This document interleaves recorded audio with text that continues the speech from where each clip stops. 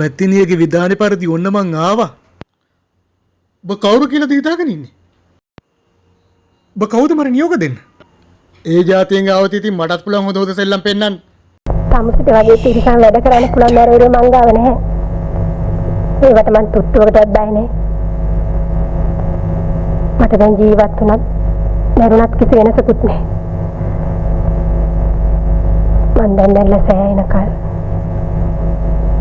එක්ක තමුසේ මාව බඳින්න ඕන නැත්තම් මාව මරන්න ඕන.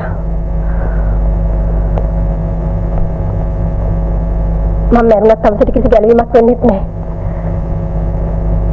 ආත්මෙන් ආත්මෙට මගේ ඉරණල තමුසේගේ පස්සෙන් එළවනවා. එතකොට තමුසේට හිතේ මාත් එක්ක මරුණා නම් හොඳයි කියලා. ඉතින් උඹ නඩු දාපන්. ඉස්කෝලේ වෙල යකා නඩපන්. හැබැයි මට නෙවෙයි මිනිස්සු විනා වෙන්නේ උඹට. උඹේ රස්සාවට මොකද වෙන්නේ? උඹට වෙන කසාදයක් කරගන්න මම ඉඩ දෙයි කියලා හිතනවද? මගේ පණ තියෙනක දවසක් නෑ මම උඹ පස්සේ එනවා. උඹ මත්තේ හැපිලා උඹ මත්තේම මැරෙනවා.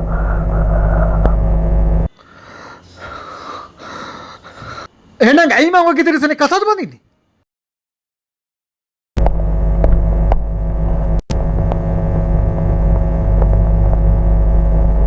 බඳින්නේ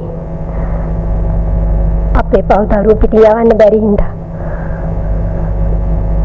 තමුසෙත් එක්ක ගිහිල්ලා ලෙඩින් ඉන්න තාත්තලගේ දණින් ඇట్లా සමාව ඉල්ලන්න ඕන හින්දා.